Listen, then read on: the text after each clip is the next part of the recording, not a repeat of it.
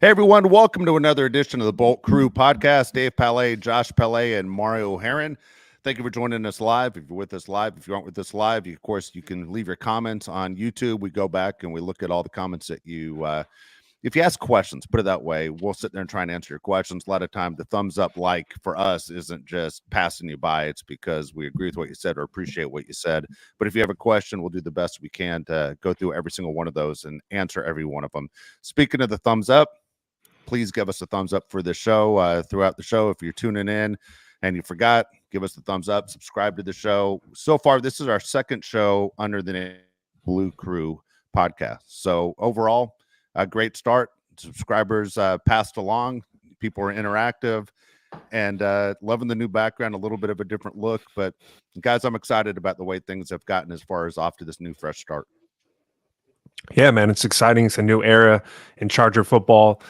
I think the draft is the first time you really feel like the season is going to be happening soon, even though really it's not. We're still in the beginning of May. You feel like you kind of know what the team's going to be. The Chargers are probably going to make a few more transactions, maybe not any big splashes, but you have an idea who's going to be on the field, and that makes you excited. Like I pointed out last show, the thing that I'm most excited about is that we can finally, hopefully, protect Justin Herbert with two great tackles. Chargers haven't had two great tackles in a very long time. But that's just one of the reasons I'm excited. I think we have a new leader of the defense in Junior Colson. It's another big reason to be excited. But Charger football really is not that far away, excuse me. Yeah, wake me up when football starts, baby. Wake me up when football starts, baby. I never liked Green Day, so I'm not going to use their songs anymore. But yeah, we're just around the corner. It's, the hype's coming around. The draft is always very exciting. And, you have a little bit better taste of what the teams would look like. And now you just kind of wait. The schedule comes out next week, which feels like a whole different type of event, right, Dave? Like it's like another check mark, like, all right, now we're almost there. And, we're coming up on what I would say is like the worst month in terms of being a sportsman in June, because it's like the NBA comes to close, the NHL becomes a close, the NFL's in a dead period, all the guys are sent home, and you just have the MLB on. And unless there's, I don't know, all right, little trick for you right there. And unless there's like a really cool home run challenge going on, a home run race, it's really hard to stay that locked into the MLB. So we're coming up on a dead end, but right now we have to schedule a week away. So it's pumped up to be a Charger. By the way, Mario, just because it's our time, I think the way this works with the thumbs up, when I do it, doesn't work. Josh does it, doesn't work. You do it, it works. I think the person in that square automatically gets credit for the thumbs up. You want to try it? Yeah, move Josh around. Move Josh down where you are. I got to see if it does. Doesn't like it. What the hell? The reason I say that, I had a guest on yesterday on another show, and she was just a guest, and she did a thumbs up, and sure enough, man, it went. I was like, what the hell? She wasn't hosting. So it kind of frustrated me a little bit. The magician never tells a secret. That's it. You know what? That's the key. Exactly right. You got to have long hair. Feel a little feminine. Yep. All right, so here's the topic I want to bring up to you guys, because we talk about this roster a lot. Now that we're extremely, extremely excited about Jim Harbaugh. I've had so many people tell me over the last few weeks, few months, the same exact thing. And they go, now that you guys have Jim Harbaugh, you guys are relevant. And that's what we said. If you go out and you make the signing, you become relevant. All the jokes stop. All the jokes about the Chargers' history have stopped because everyone knows the best is yet to come. And having Jim Harbaugh here is different. Also, at the same time, we're going, okay, now that he's here, what's next? We're sports fans. Sports fans are always what's next. Even if you win a game, you enjoy that for a short time, but then you're looking at the schedule and going, what's next? Here's the guy that we were talking about as far as possibly joining this Charger roster, because roster-wise, I think a lot of Charger fans expected a little bit more. We know financially they're going to be in better shape next season, but, we want to win as soon as possible. Tyler Boyd, a couple days ago, signed with the Titans. Okay. And he was a guy that was brought up on this show as far as wide receivers go, because we know this team needs help in the wide receiver department. Tyler Boyd, money wise, kind of surprised me on how little it was. 1 year, $4.5 million. Is he worth 1 year, $4.5 million to the Chargers in your eyes? Obviously not to the people that run the team, but in your eyes, is he worth that money? Okay. Let me ask you a question back. How would you value Tyler Boyd?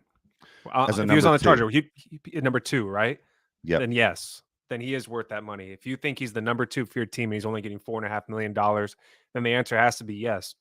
Do I think Tyler Boyd is going to make the Chargers a lot better? No, he'd probably be honestly one of the worst number twos in the league. I don't think he's a bad player, but that's what the Titans are. The Titans are a team that are just trying to get guys in the building to hopefully make them a little bit better. They're still one of the worst teams in the league. The Chargers need to make big splashes. So next year, if we can go out and get a real number two receiver, then I think you should do that. I'm okay if the Chargers not getting Tyler Boyd, but if they did get him, you kind of have an influx of receivers. We talked about it on the last show. Darius Davis, in some people's view, is on the bubble, but then you look at him as a specialist, he probably should be on the team. So if you brought in Tyler Boyd, obviously DJ Chark wouldn't be here. So you kind of already have a problem with how many receivers are on the roster. And if you brought in Tyler Boyd now, you'd have way too many. Way too many number twos, right? Like you're just bringing in twos after two after two after two. Like at some point, you gotta stop being DeMar DeRozan and shoot a three, or like get something and one, get a one somewhere in there. I'm kind of with you, Josh. I think it's one of those where they're kind of waiting until next offseason to maybe make that big splash at receiver, or they're just waiting for guys to develop, waiting to see what Joshua Palmer can be, wait to see what Quentin Johnson can be, see what Ladd can be, right? Like that's obviously a guy they have lost stock in, like a second round pick, that pretty high in the second round. A lot of people can consider that a first round pick. So I think when you consider all of that, is Boyd worth the $4.5 million? I think 100%. I don't think that's a bad move that was made. Would I want the Chargers to make that move? If they made it, great. If they didn't, to be honest with you, I'm not expecting a very aggressive offensive weapon push from this team. Like I don't think they're going to try to really jump steps in this build back up to the top. I think they're going to go gradually. You're right on that. I don't think they're going to see any big moves either. I mean, this is it. This is basically your franchise. You might see them add somebody when guys get cut. There's always those guys in the summertime that, whoa, that guy's not part of the team anymore. Happens all the time, right? Surprise guys, and you try and get something you can out of them. The problem for me is the guys that the Chargers have in the wide receiver position right now are either guys who haven't proven themselves or guys who have a history of being injured. And here's a wide receiver that played with one of the best quarterbacks in the league. We all believe Justin Herbert's one of the best quarterbacks in the league. What could Justin Herbert get out of him? Joe Burrow obviously had success with his, wide receiver group, which was outstanding, one of the best in the NFL. So looking at the Titans, I had to see why did they go ahead and sign him. So the Titans have signed a couple wide receivers. They signed Calvin Ridley also this offseason. So you have Calvin Ridley, you have Tyler Boyd, and you still have DeAndre Hopkins, right? And then don't forget 2 years ago in the first round, which looks like a bust pick for the Titans, shocker that the Titans missed in the first round, Treylon Burks at Arkansas in 2022 was a first-round pick, and there's a lot of talk that the Titans are ready to cut ties with him. But your three guys that you have for Tennessee are Hopkins, Ridley, and Boyd. So you're going, okay, you're giving to Will Levis everything he has. My thing is Will Levis isn't Justin Herbert. No one's expecting the Titans to do a playoff push. I understand all that. My thing is, what could he do if he was in a Charger uniform? And, I don't want to get in the habit of criticizing because this isn't Tom Telesco's or John Spanos' Chargers, but the way it shapes up, it feels like it's just at a snail's pace. It's only May, but you don't see big names getting to this team by the time camp opens up in July. I couldn't agree more with what Mario said a second ago. This is part of a puzzle, right? You just don't know which part of the puzzle you're in because it's a buildup. We had to get rid of these salaries off the books. Obviously, the Chargers were way over the cap. They had to cut a few guys to get to where they needed to be. Now you're fitting in those puzzle pieces. You can't go right to the top with those top players on the team for the franchise to build around when you're in year one of this build. I mean, you got to be patient as a fan. I understand you want to have Keenan Allen here, and a lot of people still love Mike Williams. But you can't keep those guys and build at the same time. It's either one or the other. The Chargers chose to go with a rebuild. I respect it. I mean, I don't think it's a complete rebuild because you have a franchise quarterback. You always have a chance. But the Chargers really are starting to build up that Jim Harbaugh team. We talked about it ad nauseum. You can't have the same players that Tom Telesco had in the Jim Harbaugh and Joe Ortiz regime. It's just not the same type of player. No offense to the Charger fans out there. I'm a Charger fan. We're soft. The Chargers have been one of the softest teams in the NFL for a very long time. That all changes now. We're going to be a team that punches you in the face. And the players that the Chargers have had in the past are not part of that. They're not punch you in the face type of players. I'm sorry. These new guys are. Look at the tight ends on this team, for example. None of the tight ends on the team are great, but watch the blocking. The blocking is going to be fantastic. Will Disley is going to be a blocking tight end, something the Chargers haven't had since Brandon Maniuma, however you say his last name. It's going to be a completely different team, Mario. And that's what I'm excited about. I've watched the same flashy Charger team for the last 10 years, really not accomplished much. But now we have that punch you in the face type of team that I think is going to make a splash. But this is just year one of what they're trying to build. And it's a year one of getting their own guys in there, like getting guys that are going to be part of this culture. So I think when you have those guys in, it's just step one of many steps. And I think you see this in all sports. The buying of the guys, of the flashy names, doesn't work. It does not work. It falls apart every single time. It falls apart in every sport. And if you wanted the most recent thing, it's a cross-sport reference, but like look at the Phoenix Suns. They bought everything, and then what happened? They lost to the team that built in the Minnesota Timberwolves. Like that happens in every area of the sport. We're in California. The Dodgers, they tend to buy. Sorry, Dave, but Dodgers, you have that World Series, but you always kind of blow it in the playoffs. Just saying. Hold on. You kind of blow it. They catch Look. you on your knees. What's up? What? So look, here's a couple things. One is that the Dodgers don't just tend to buy. A lot of these guys are developed through the minor league system. No, it's not a baseball podcast, but now, well, they buy because you sit and you cover the holes. The reason the Phoenix Suns weren't able to cover the holes, just like you can't in the NFL, there's a salary cap. There's no salary cap in Major League Baseball. So you're right on what you said about the Suns. Everyone knew when you put your roster together by getting Durant, you sit and you left your team wide open, or Bradley Beal, you left your team wide open that you couldn't cover. So I'm going to use a line that Skip Bertman, the old baseball manager at LSU, used to use. You're looking for the best 9 guys, not the best 9 guys. And what that means is you're looking for the 9 guys that are going to play together, not the 9 best individual players. And that's what Jim Harbaugh is building, I think, with this Charger team. He's looking for the best 11 guys on both sides of the ball, not the best 11 guys. Which guys can play within the scheme of Jim Harbaugh football and have success? As Josh says, the kind of team that punches you in the mouth. The Chargers have never been really known as that team. And whether that's because of the lightning bolt logo or because of the powder blue uniforms or because they play in Southern California, the Chargers have never been known as that team. I mean, the Raiders are a California team, and the Raiders are known because they used to play dirty as hell. I mean, you get crazy guys like Lyle Alzado and Matuzak and all these maniacs, and the Raiders had an intimidation factor beforehand. You think of Pittsburgh Steelers football, you think of how physical it is, and basically the advantage they have at playing at home. I think that was one of the things Jim Harbaugh was talking about when he came to the team, about how he's not a big fan of the powder blues. He likes the dark and navy, looks closer to black kind of a deal. Now, as fans, we love the powder blue uniforms, like figure it out, don't change the uniforms again. But it's kind of funny. He's looking for that toughness. He proved it in the draft that he's looking for that toughness. He proved it about the guys that he kept, that they could have cut off the team. He's looking for a different brand of football, something that I think Charger fans haven't seen, and using Josh's words, the kind of punch in the mouth kind of football.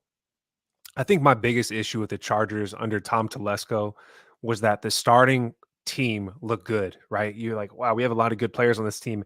And then behind the starting team, if you peeled back a layer, the 2s and 3s sucked. Chargers probably had, under Tom Telesco, the worst backups in the NFL. And we obviously know that because when guys got hurt, there's nobody in there to fill their position. If you look at the Chargers depth chart today, the defense that we have is okay. The starters are fine. We have some good players. There's still some holes in the starting defense, which I think the Chargers are going to try to fill before the season starts. The backups are awful.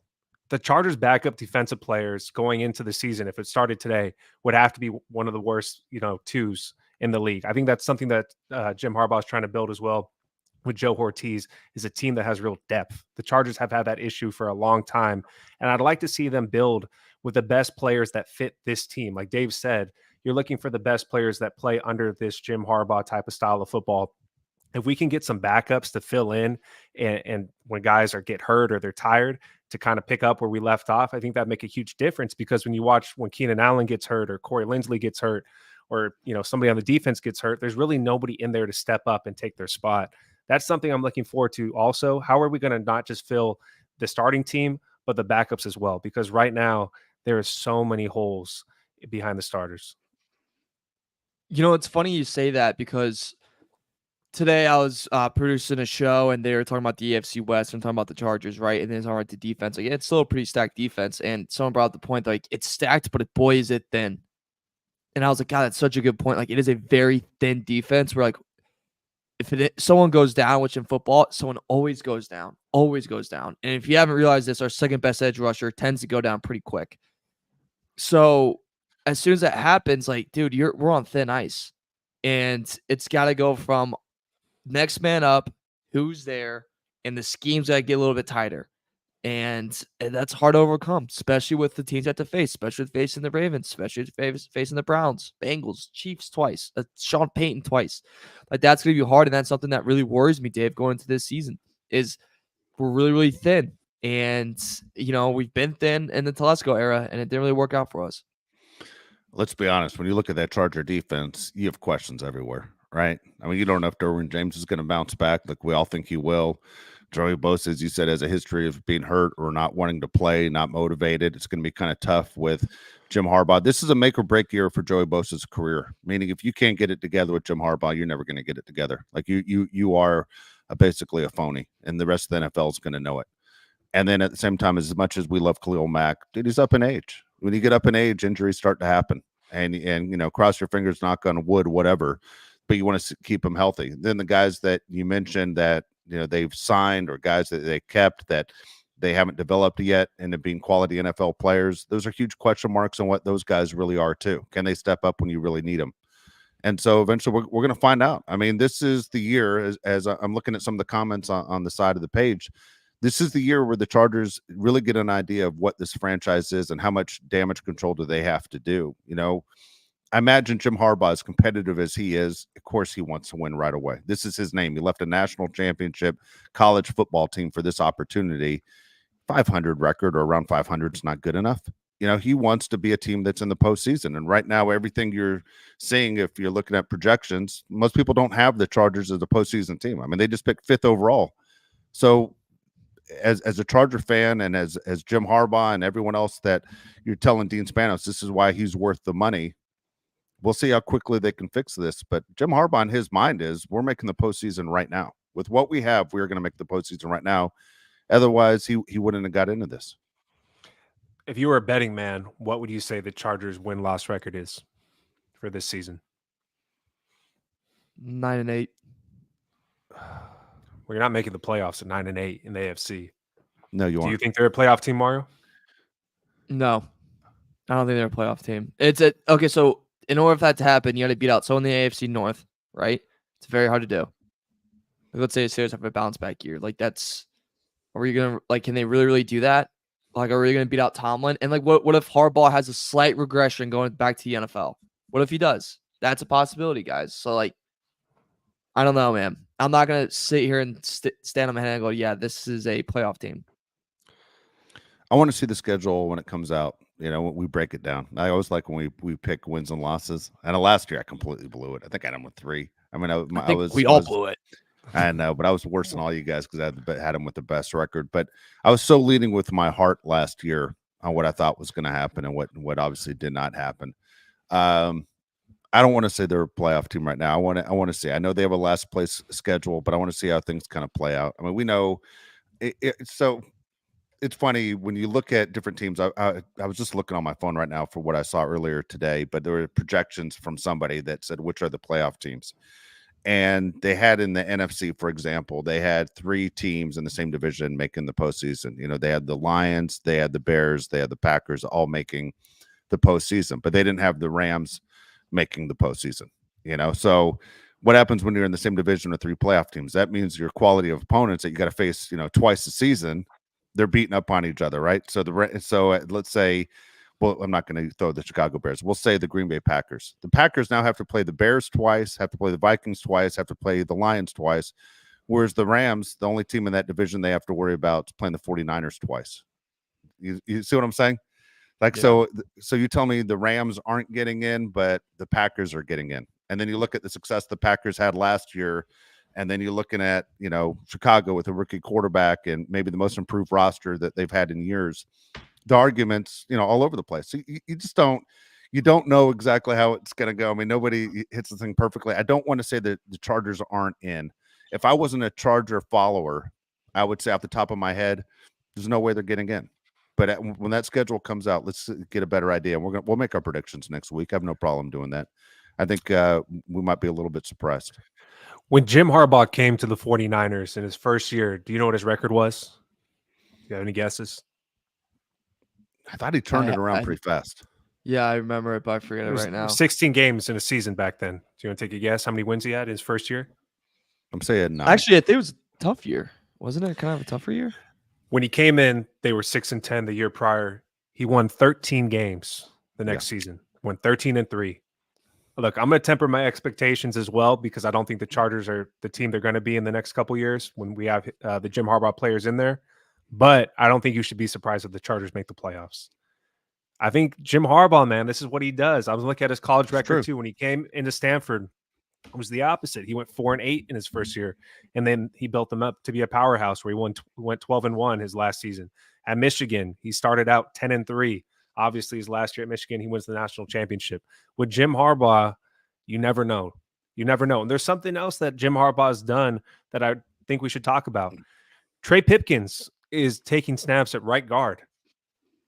What do you guys think about that? I think it's an interesting move. If you look at his size, he kind of is the size of a guard. He's 6'6", 308 pounds. That is the size of a guard and not a tackle. If Trey Pipkins can play guard, I think that gives the Chargers a lot of flexibility on the offensive line and something different from what the Chargers have done. I mean, Harbaugh the guy's sees something in ginormous. him. Yeah, Go Harbaugh ahead. sees something in him. That's all I'm going to say. Because otherwise he wouldn't be here, right? He wouldn't be here if Harbaugh just doesn't look at that film and go, there's something there. Yeah, and look, we need flexibility at that O-line. Like that O-line fell apart last year. Year before that, I mean, without Corey Lindsey, it was a disaster. The more flexibility in there, the better. You're gonna have to move guys around. Guys get hurt constantly, especially on the O-line. So hey, I'm all for that. The only thing, by the way, I'll push back on Harbaugh's first year, just being the what is it called? Devil's Devil. advocate. Devil's advocate. There we go. God, that's why you make the big bucks, Josh. Is that division at that time was really bad. Like, I mean, you had the Cardinals, Seahawks were down, Rams were really, really down that year. And that I was looking back at the NFC, that was bad. But where would you put the AFC West amongst the best divisions in the NFL? Where does the AFC West fall? Excuse me. I mean, right it's in the not middle, right? Yeah, about right in the middle. But I think just the tougher thing is you face the best quarterback of all time. And the best team. And the best team. And the best team. And Peyton. Like, Sean Payton's going to do one game where he's going to pull some bull crap. Two of the teams in our division don't have real starting quarterbacks. Yeah. True. You know, I think it evens out. Yeah. You get Patrick Mahomes, but then you also get Gardner Minshew and Bo Nix. Yeah, I think this division's ranked higher. You know, when you look at what this division is, number one, it's No the way. number one. What? Why? No way. I said no way. Okay, I'll I tell don't you think why. so either. All right. It's not a strong division. I'm going to talk anyway. Okay, I'm going to talk right. anyway. I'll let you go. We'll try. What determines a good team? What determines a good team? The quarterbacks team and the usually- coaches. Exactly right. Okay, so this team right here not only has the best coach in this organization. This division not only has the best coach in the NFL and Andy Reid, but you have Jim Harbaugh, who's won 70% of his games in the NFL. This division also has the number one quarterback and maybe number 5 quarterback overall in the NFL. Overall, when you look at this division, these two teams, like here we go. Let's say the Chargers were in the same division with the Jets. Are you picking the Chargers to make the playoffs? You would. If you're saying you have a chance to beat up on the broken down Buffalo Bills and the Dolphins and the Patriots, you'd put them up there. If the Chargers were even in the NFC West and you say, okay, you're competing with, you take the Rams out, you put the Rams in the AFC, you put the Chargers in the NFC, you're competing with the Niners. You're in a division with the best coach and best quarterback, which to me raises the value of this division. Plus you have Harbaugh and Justin Herbert. I think the quality of the division is better than what people think. It's the third best division in the AFC. What the hell do you think the Broncos are saying? Like, what are they saying on it? It's always Bronco football in Denver. What do you think they're saying on their podcast right now? They're like, damn it, man, we got to face Justin Herbert twice and Patrick Mahomes twice. I agree with you. If you're looking at the overall division, there's one great team in the AFC West. There's, I think, in our opinion, one good team in the AFC West with the Chargers, and then 2 teams that aren't that great in the Raiders and the Broncos. If you look at the AFC East, you have the Jets, who might be one of the best teams in the NFL. They have one of the best defenses. They get Aaron Rodgers back. They have the Dolphins, who are a good team or a playoff team. You got the Bills, who wild card. You never know what they're going to be. And then the Patriots are awful. Obviously, the AFC North is the best division in the NFL. Agreed. So I would say the AFC West is honestly the third best division in the AFC. I don't know. Maybe they're fourth, dude. Because like the AFC South, dude, that could be really something though. Okay, so hear me out. So Texans are a Super Bowl contender. Are they not? This next year, Yeah, they are. Yeah, the they are. Texans easily could have the number 1 seed in the AFC playoffs just Okay. because of who they have to play. Colts shocked a lot of people last year. Shane Steichen, actually a really good coach. AR stays healthy, maybe. So you have that. And then Jags still have a ton of talent on that roster. Is Trevor Lawrence the QB? We don't really know. But so the top 2 is Texans, Colts. If you compare that to our top 2, which is us and the Chiefs right now, obviously we have the 1, but like, how much better are we than the Colts right now? Like, how much better are we really? They don't have a quarterback. That's my opinion about the Colts. You can't tell me Anthony Richardson's going to be the quarterback when he can't stay healthy for 2 quarters. I got to see agree. him stay healthy. And technically, he's a I rookie agree, I quarterback agree. this year. Technically, he's a rookie Okay. quarterback again this year. He got hurt so I hear early. what you're saying. I Yeah, 100% you know what I hear mean? what you're saying, but see, the Chargers to me are in the same boat as the Colts. And the Bills. You just have no idea what they're going to be. The Steelers you can throw in there. You have no idea what they're going to be. They could be a good team. They could be a great team. They could be a bad team. The Chargers are an injury from Justin Herbert away from being a horrible team. Every team's like that, right? That has a good quarterback. If Joe Burrow goes down, the Bengals aren't the same team. If you lose your starting franchise quarterback, you're not that great. But the pieces around Justin Herbert right now, Mario, in my opinion, not that great yet. So that's my thing with the Chargers. The depth is a huge issue. Yeah. I mean, it's a huge issue. And like I said, trying to be patient in this year 1, but I don't know. Like, our division is not, I agree with you. Division's not the best. It's the 3rd best in the AFC. AFC East is 10 times better than us. AFC North, I'll give the slight edge over the AFC South. I'll give the slight edge. But that can quickly turn around, I think, pretty, really fast. I think the Raiders are going to have a huge drop off because Anthony Pierce is not it. Besides Minshew, obviously. You know what's interesting about the Jets? I mean, I think it's one of those fools thing with the Jets, where the Jets haven't done anything in 50 years, is the Jets really have set up for this 1 year, right? You have Aaron Rodgers left with a 1-year contract. You even added Mike Williams. Defense is solid. The Jets blew it by not getting rid of their head coach. I'm sorry, that's not a championship coach. I mean, you had Bill Belichick, who owned that division, who you should have offered the job to. But the Jets blew it. When it's all said and done and it's written and the Jets fall short, it's going to be because they had the wrong coach. They didn't have a guy that was ready to take them to the next level. Every other player on that roster that is a household name is a guy that needs a big-time coach, and they blew it. I think the Chargers, again, I think this advantage of Harbaugh and Justin Herbert puts us in a different category. I don't know. Call me crazy, but I think right now the Chargers are in great shape. The worst thing about the Chargers, they're in a division with the best team in football. And unfortunately, because of that, you aren't going to get a chance to host a playoff game this year.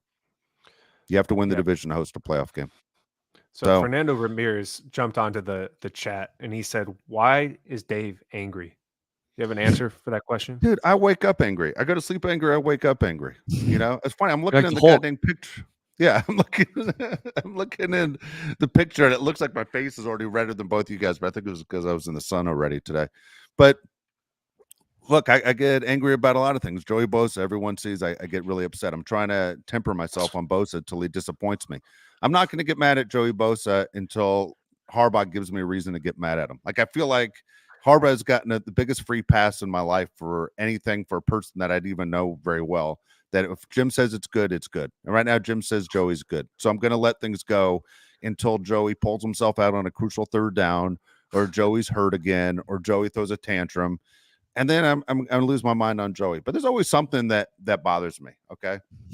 And so there are a million things, guys, that bother me. I write them down all the time, okay? I'm going to give you a couple today, all right? One is the running back position, all right? Everyone always talks about we need this, we need that. They always talk about the running game. The running game has changed a lot. Now, what the Chargers are trying to do with this offensive line is, and you could see that the Chargers, as much as they value toughness, they feel like they can stick anybody back there in the backfield to be the next big guy, whether it's the LT days are done. You know, all those days of those big-time running backs are done. LT's done. Eckler's done. That's not what it's about. I mean, they're putting J.K. Dobbins in there, who I think literally has played 3 more NFL games than me. He's our guy? Okay, dude, I hope he's your guy. I put him on my fantasy football league every year, and every year I'm like, I'm so stupid.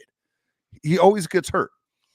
And then you bring in Gus Edwards, all that stuff. But this is the way football goes. I'm going to give you something right here that to prove my point on how basically the star running back of the NFL is not important.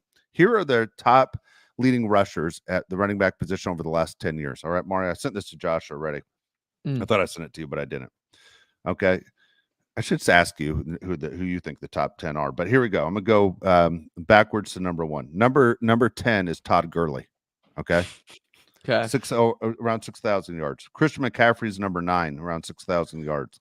Dalvin Cook is number 8, 6,000 yards. Joe Mixon, number 7, 6,000 yards. Nick Chubb, 6,000 yards. Melvin Gordon is number 5. Okay. Former Charger, 6,500 yards. Latavius Murray, more yards at number 4 than even Melvin Gordon.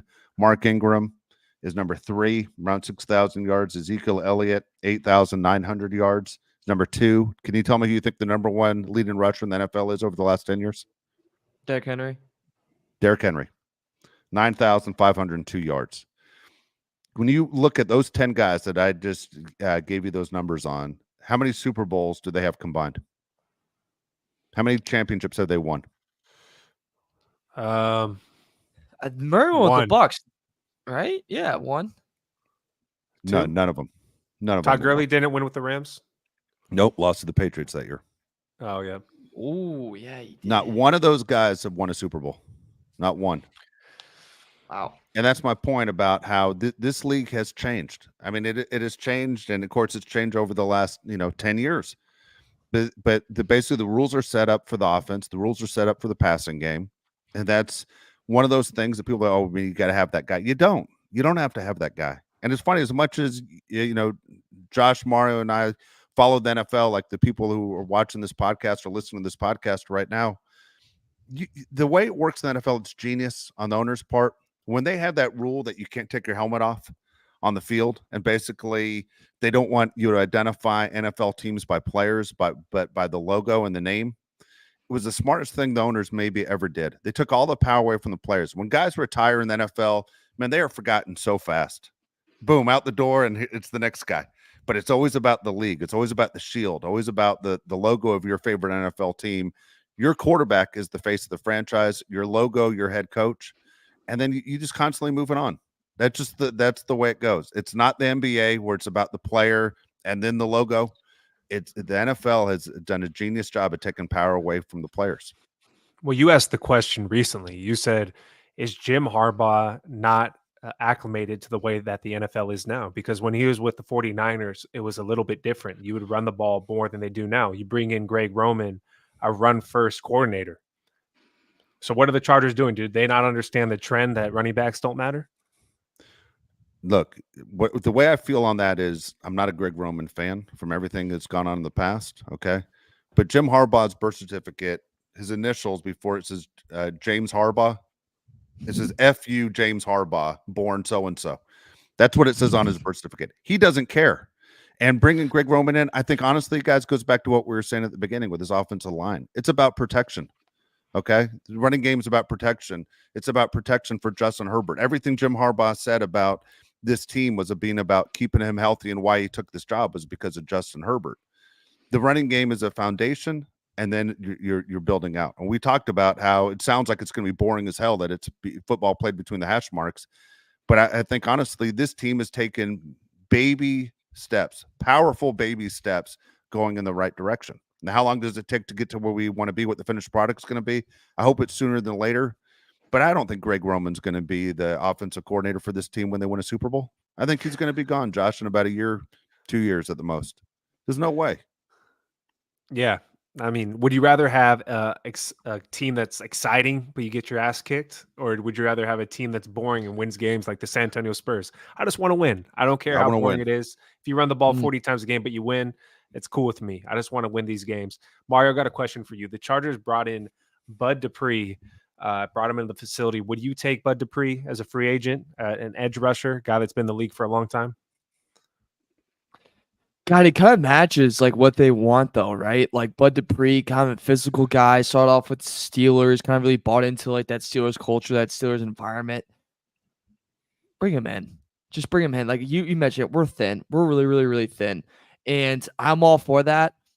I say bring him in, have him with Thule, have him with Bosa, have him with Mac. I don't think that's a bad idea. Yeah, is he a little bit older? That's fine. When they go down, you're telling me Bud Dupree can't give us a one vintage game, Dave, where we get a little 2-sack action from him? I think he sees that. It's going to, yep. I know where your mind went to, Josh, but I think I'm all for him bringing in a veteran edge rusher that could really help us. Dude, I just like his name. Bud Dupree sounds like the kind of guy that enter a Texas toughest man contest, right? I mean, look at that name. Bud Dupree's the kind of guy that you sit on the back of a pickup truck with when you're blue jeans drinking light, or not even light beer, banquet beer, and dipping skull. I mean, what a name, dude. It's an ultimate football name. Bud Dupree, I'm in. Put him on the team. I want tough guys like that. I want guys that's going to punch you in the face just because you're looking for your sunglasses or your chapstick. Just like, what the hell's wrong with you? You know, tough guys. I want tough guys. And I want that scoreboard, like Josh said. I'd rather play boring New England Patriot football and win that scoreboard and hold up a trophy at the end of the year than anything else. This Charger franchise has been flashy for a number of years. They didn't win jack. You know, disappointing as can be. All right, Mario, you threw out the question in our group message, so I'll let you kick it off. Who are the 5 most important Charger players in 2024? All right, should we start with 1 or start with 5? We got to start with 5, right? Because we got to build it up. 5. Yeah. I'm sorry. Yeah. Oh, classic Dave, just never reading the messages. I know. All right, start off at number 5. I was here. By the way, hold on. Let me set the record straight on this. Okay. I thought this show started at 10:15, so I was here way before anybody else. Like, I've been sitting here, and everyone on the chat blaming me for the show being late. Mario and I were here. This was Josh. All you guys guessed wrong. Everyone sat there and piled on Mario and me the entire time that we're the ones that held you up. It wasn't us. Damn it. That is true. Fact to fiction. Yeah. That is fact. Me and Dave were talking about prices of homes. So Josh got on. Yeah. True. All right. Taxes, everything. Yeah. I think if people heard the conversation, they don't subscribe. But you guys should learn subscribe. something. All right. Top 5 most important Chargers. My number 5 is Joshua Palmer. He's going to have to become the number 1 target. I think he needs to have 1,000-yard receiving year this year for the Chargers. I think there's no doubt in that. He has to have that. He's the number 1 guy. Quinn Johnson, we can't really rely on. Ladd McConkey to throw all this stuff at him in terms of being a number 1 receiver. I think it's a lot to do in a rookie year, especially that early on. So I think Joshua Palmer has to take that role and really do his best at it. He doesn't have to do it the full season, Dave. And Josh, I think he only has to do about halfway until Ladd really feels comfortable. Then Ladd, if wants that role and he kind of evolves into that role, that's fine. But I think definitely to start the season, Joshua Palmer has to be a number 1 receiver, and we have to see 1,000-yard receiving year from him. Am I going through all 5 or going? Do you guys want to go 5? Just go through. Yeah, go through all 5. Okay. 4 is, we were talking about this earlier with the Pipkins. I think Joe Alt being someone that we can really rely on, being 1, the first-round pick in our draft at number 5, and 2, in terms of he can provide a lot of flexibility we can do at the O-line. So if we want, and he's protecting Herbert, if we want to do anything this year, it really relies on how good can Joe Alt be, and can he be everything we need him to be, and that the hype is. If he is that, boom, I think it's going to be really, really important for us, and then we can win. Number 3, we crap on him a lot. We crapped on him today. It's Joey Bosa. And the reason why I'm at 3 and not Mac at 3, and I didn't put an edge rusher there, is because we know we're going to get out of Mac. Like, we know Mac's going to be a huge part of the Chargers. We know Mac's going to show up every Sunday, every Monday, every Thursday, whoever. Christmas Day, Thanksgiving Day, your birthday, your mom's day. He will be always showing up, and he'll be ready to play football. It's Bosa. Can Bosa do this past 2 years? 5 games played in 2022, 9 games played in 2023. Can he be healthy? Let's see. So he's my number 3. Number 2, Derwin James. He's the leader of the defense, king of the secondary. This defense goes as he goes. Simple as that. Is he going to call plays for us at first start the year? I think it's going to be Junior Colson now with him coming at middle linebacker, already knowing the playbook really well. We'll see. It's Derwin James, and he also needs a big bounce back year after he wasn't very good last year. And then I think probably all of our number 1s is Justin Herbert, right? And we go as he goes, and that's just. And we need him to have a big year, even a better year, probably his best year ever. We need him to actually convert a 2-minute drill, and we need him to make these receivers into grade A receivers. Solid list. I like your list. What about you, Dave? You want to go? Yeah, I'll go first. All right. Are these supposed to be in order? Because I'm not sure I put them in order, but they're supposed to be in order. 5 down to 1 if you can. Okay, here we go. Number 1 is Justin Herbert. Right. Okay. I want to see go opposite Herbert. Way. No problem. Go 1 to 5. Go ahead. That's what I thought you said. Did I just go opposite what you said? You went way I'll opposite. tell you. Sorry. It's all right. I just looked up at the TV and saw devastating news. So sorry. It's what it is. Sorry. I got distracted. Hey, just for everybody at home, so you're aware, Anthony Rendon transferred to the 60-day. Nobody saw that coming. Here we go. Justin Herbert, number one. Justin Herbert, again, is the key is, look, Justin Herbert's the face of the franchise. He needs to act like it. I want to see more of a leadership quality from Justin Herbert. I want to see him stay healthy. I want to see him stop getting passes knocked down. I want to see him basically adapt to everything Jim Harbaugh is trying to do. He's trying to make his career better, trying to make him a winner, trying to make him a legend, and at the same time, trying to make him a winning quarterback. It's one of those where it seems like everybody's Justin Herbert's hype man if you're a Justin Herbert fan, because everybody can put it back in your face and say, well, what's his career record? It's very disappointing. Justin Herbert needs to play up to what everybody thinks Justin Herbert actually is. And so I want to see Justin Herbert grow leaps and bounds this year, not only as a player, but as a leader. Number two, I'm going Quentin Johnston. Like, what the hell is he? I think there are a lot of team guys on this roster that we're going to get a really good idea of, are they Chargers or are they not Chargers? And Quentin Johnston has no more time to sit there and grow up. He needs to sit there and be ready to go into camp with the ideas, I'm going to be the team's number one wide receiver. All right. So if he steps in and all of a sudden he's the player that the Chargers thought they were drafting, I understand it's not Ortiz and Harbaugh's fault that they have him, but man, you made the investment in him, so you got to figure out a way to make it work. Otherwise, let's just cut ties and just go, this was a complete mistake with the old regime, and we get a pass because we didn't put him in a Charger uniform. Josh Palmer, same thing, needs to stay healthy, but man, he better go to camp thinking I'm the number one. Guess what? I've always been a number one. The problem is the old people that were here for some reason thought Keenan and Mike Williams were the number one and number two. Not only am I not number three, I am a number one. And that should be his attitude. And I bet you, I don't know Josh Palmer for anything, but I guarantee you that's his attitude right now. People who are close to him, I bet you he's telling everybody, this is my year. This is my chance to have that breakout year to show everybody not only I'm an NFL player, I'm a star NFL player. So putting two of them as wide receivers. Fourth one is J.K. Dobbins. As much as I just goofed on him a second ago, there's a reason why I keep drafting fantasy football. J.K. Dobbins was ridiculous at Ohio State. When the Ravens got him, I'm like, God damn it. And then now here you are, you're looking at J.K. Dobbins and you're saying this guy's hurt all the time. If J.K. Dobbins can play and stay healthy, the Chargers got a gold mine in this kid. I mean, they really lucked out. If he gets hurt, we're all going to go, of course he is. You know, I mean, someone steps on this guy's shadow and he goes down. It's insane. So J.K. Dobbins, if he can stay healthy, he honestly could be one of the best running backs in the league. We'll see what he is. And finally, number five, and everyone thought this would be my number one, it's Joey Bosa. Let's see what Joey Bosa is. Again, another make or break season for a Charger player, and it's Joey Bosa, because now it's not so-and-so's fault. It is this guy's fault if things fall apart. If he steps up and becomes the man, it would be fantastic. You know, trust me, I'll be the one doing shots with Cheryl Bosa after every game in the parking lot if Joey actually plays like his brother Nick. But man, I don't see it happening, and I hope it does. But man, if it doesn't happen, if Joey ends up playing the way he's been playing the last few years, I hope I'm not the only one on this Joey Bosa trash him train. I hope everyone else just goes, this guy's garbage. He doesn't belong in our uniform. He doesn't belong wearing our gear. He doesn't want to be here. Hasn't acted like he's wanted to be here for years. Let's get him the hell out, because we're changing the culture in this locker room, and this guy's a downer. Dude, if you take a shot with Cheryl Bosa in Thunder Alley, the world will be healing. That would be the most amazing thing of all time. I'll do it. Get the Bloods. If she ever comes to a game, Cheryl's. You ever notice Cheryl always flies from Florida to San Francisco? She seems like she's never at a Charger game. Well, her son doesn't show up to the games either, so it doesn't That's matter. True. It's a good point. That's true. And what's she going to eat Raisin Bran with him up in the box? Why would she show up for that? That's true. Right, I am friends with Cheryl on Facebook. I'll reach out to her. If he does well, I'll reach out and say, hey, tell me what Charger game you're going to. You and I are going to do it. No way she writes you back. She actually hates you. She used to write me when he was first drafted. I told it, Mario, I don't know if I mentioned this on this, but when Joey was drafted, I did the first interview with Joey at on NFL Network, right in the middle of the field at Qualcomm Stadium. And it's funny. I think I've sent it to you. There's a picture of Joey and I with the NFL Network microphone. You see look, I'm a big dude. You see how much bigger he is than me?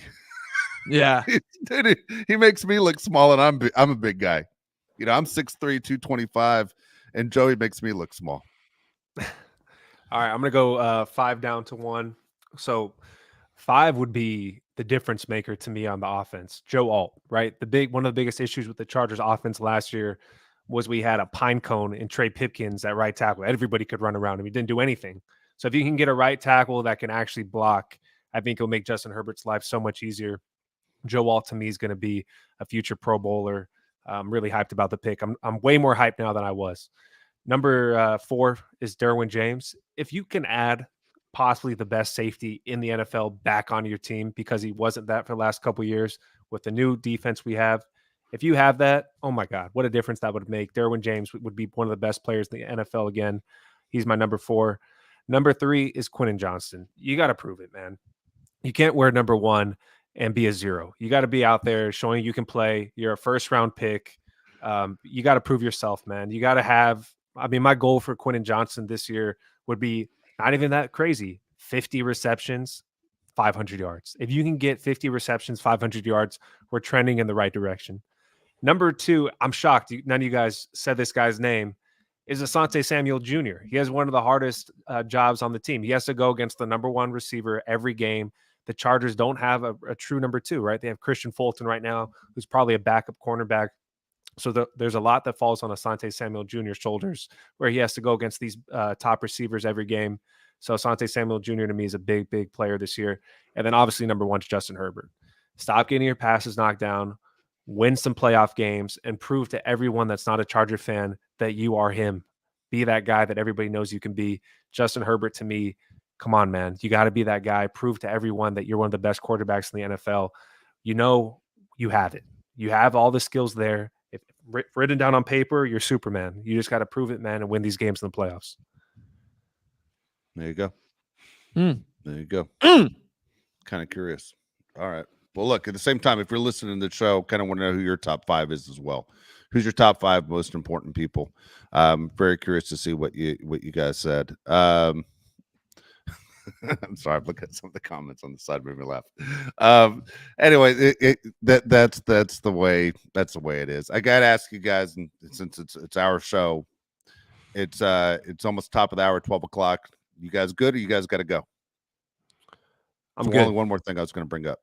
Yeah, go ahead. Go ahead for one more thing. Okay. Tom Brady roast. We spoke about it the other day. I finally got to the end of the roast. I tell you what, I thought it was interesting that Robert Kraft was supposed to be off limits. I was a little disappointed in it. It's called a roast. Don't show up. And the fact that everybody's agreed to that Robert Kraft's off limits, dude, what are you doing, man? You ruined the night a little bit. And for what reason? Why is he off limits when at the same time, because he can sit there and put a nail in your coffin as far as Patriots history goes? It should be fair game. And I think Bill Belichick overall, when he had to shake hands with him, if you haven't seen the roast, I'm sorry.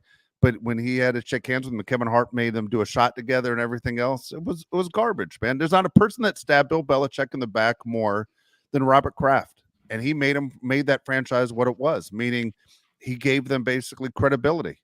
Bill Belichick came in, did exactly what you hired him for. The same reason the Chargers hired Jim Harbaugh, to give the franchise credibility. Ends up getting Tom Brady, ends up having a lot of success, ends up winning 6 Super Bowl rings. And then to sit there and call someone and say, don't hire him, man, F Robert Kraft. And that whole thing frustrated me, that Robert Kraft gets a pass. A lot of NFL owners get a pass. And it's okay to call them out on the carpet for, what did you do? You never put the pads on. You never slept on the couch overnight in the office the way Belichick did. You never put the time in, but yet you own the team at the right time. Kind of garbage. That's my closing argument for the day. I know Mario probably has to go, so we'll wrap it up. My take on this, Mario, is if you're in the building of a roast, like you're in the door, you're fair game.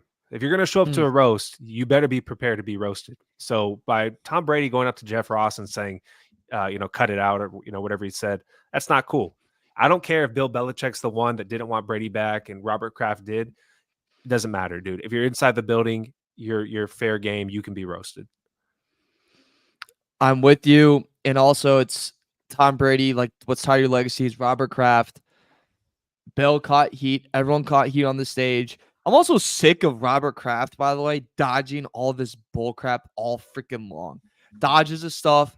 at the roast of not wanting to be made fun of. Grow up, you're a billionaire. Do you really care that much? He has this Apple documentary that comes out that's pretty much just him trying to get inducted into the Hall of Fame, trashes on everyone else, points their fingers at everybody else like it's not his fault. Are we gonna forget that he told Aaron Hernandez that guy that murdered people, I'll get you the whatever, Aaron, whoever the hell, he's 10 feet under. The guy sucked. He told this guy, hey, I'll get you the best lawyer possible. They put him 4 additional feet, 4 more feet than everybody else.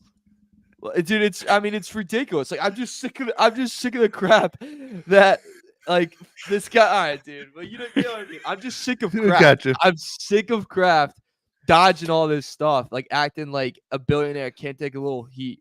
Like, dude, why care this much about what people think when you're that old, that wealthy, that rich?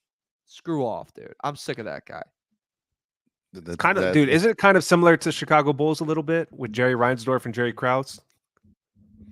Yeah, it is. Yeah. Like if they did a roast, like Jerry would catch heat and so would Krause would take heat as well. Yes. And then Krause would probably be like, they'd actually Krause and freaking Reinsdorf would both be like, please don't come at it. They wouldn't even go. They would not even go. They'd be too scared. And then Chicago would probably boo their sons. All right, we're gonna get on out, but these guys have things to do today. Again, appreciate everybody that's leaving comments on there. By the way, I love the people that are saying love the new setup. Means a lot to us. This is again, thanks to Kyle Fluker for helping us out, getting the setup going. If you need help with the websites, anything having to do with computers, Kyle Fluker's your guy. Mithril Media, you see it scrolling at the bottom of the screen, but did a great job on the artwork for us. So it's important for us that we get this thing going, and we're up and we're going, and we plan on continuing the shows on a regular basis, at least 2 a week during the off season and 3 times a week during the regular season, maybe even more. We'll see how that all works out. But the comments, if you aren't watching the show live, leave your comments in the YouTube comments. We'll get to those as well. But again, you can follow us on social media throughout the week. For Mario Heron, Josh Palais, I'm Dave Palais. We'll see you next time.